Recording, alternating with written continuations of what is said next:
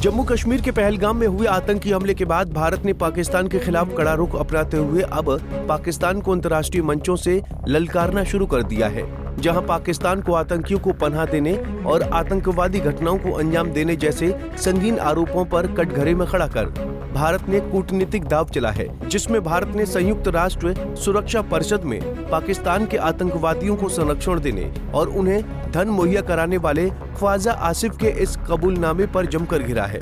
साथ ही पाकिस्तान को एक दुष्ट देश के रूप में पेश कर यूएनएससी के अस्थायी सदस्यों ने आतंकवाद के खिलाफ आवाज उठाने का आग्रह किया है। वहीं संयुक्त राष्ट्र में इस मुद्दे को उठाने की कमान भारत की ओर से विदेश मंत्री एस जयशंकर ने संभाली है। ऐसे में पाकिस्तान को मुंहतोड़ जवाब देने के साथ साथ अब वैश्विक स्तर पर उसकी असली पहचान उजागर करने का जिम्मा उठाते हुए विदेश मंत्री एस जयशंकर एक्शन मोड में नजर आ रहे हैं, जहां इसका असर भी दिखने लगा है। ऐसे में आइए विस्तार से जानते हैं कि कैसे भारत ने पाक को यूएनएससी में धोया। दरअसल भारत और पाकिस्तान दोनों ही देश इस समय युद्ध के मुहाने पर खड़े हैं, जहां पाकिस्तान को सबक सिखाने और उसके आतंकवाद का जवाब देने के लिए भारत एड़ी चोटी का जोर लगा रहा है। वहीं इसी के मद्देनजर भारत ने संयुक्त राष्ट्र में पाकिस्तान को उसके कुकृत्यों के लिए जमकर धोया है और उसके कर्मों का एक एक चिट्ठा दुनिया के देशों के सामने खोल कर रख दिया है। भारत ने यूएन में की पाकिस्तान की कड़ी आलोचना। संयुक्त राष्ट्र के आतंकवाद निरोधक कार्यालय के victims of terrorism association network के डिजिटल हाइब्रिड उद्घाटन कार्यक्रम में अपने संबोधन के दौरान भारत की उप स्थायी प्रतिनिधि योजना पटेल ने बोलते हुए कहा कि हाल ही में पाकिस्तान के रक्षा मंत्री ख्वाजा आसिफ ने मीडिया को दिए साक्षात्कार में कहा था कि उनका देश आतंकवादियों को शरण देने, आतंकवादी घटनाओं को अंजाम देने वाले आतंकवादियों को प्रशिक्षण देने और आतंकी संगठनों को आतंकवाद के लिए फंड देने यानी कि धन मुहैया कराने जैसे काम करता है। वहीं पाकिस्तान के दशकों तक आतंकी संगठनों को समर्थन देने के इस इतिहास को हमने उनके मुंह से सुना है, जो इस बात का प्रमाण है कि पाकिस्तान आतंकवाद को बढ़ावा देता है। वहीं पाकिस्तान के रक्षा मंत्री के इस बयान से ये स्पष्ट है कि पाकिस्तान को वैश्विक आतंकवाद को फैलाने और क्षेत्र को अस्थिर करने के लिए एक दुष्ट देश के रूप में चिन्हित किया जाना चाहिए। राजदूत पटेल ने बिना किसी का नाम लिए आगे कहा कि ये बेहद निराशाजनक है कि इस मंच का दुरुपयोग करके इस मंच को भारत पर निराधार आरोप लगाए जाने के मार्ग के रूप में चुना है। हालांकि दुनिया के सभी देशों को इस पर गौर करने की जरूरत है, वो इस बात से आंख नहीं मूंद सकते।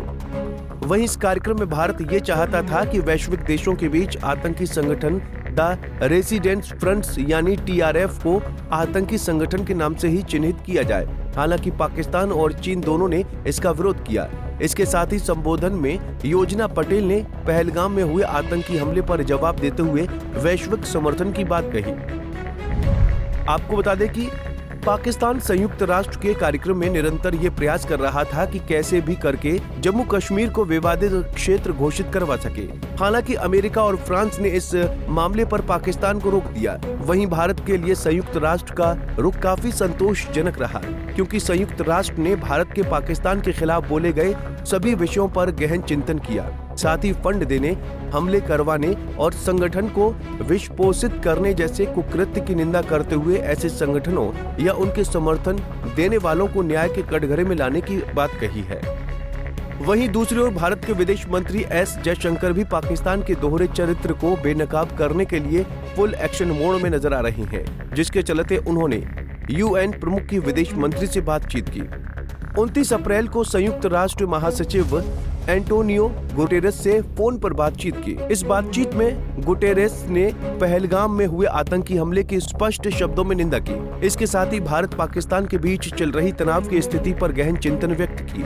ऐसे में विदेश मंत्री ने फोन पर हुई इस बातचीत की जानकारी अपने एक्स हैंडल पर साझा करते हुए लिखा कि संयुक्त राष्ट्र सचिव का फोन आया, मैं उनके पहलगाम हमले की निंदा करने के लिए आभार व्यक्त करता हूं।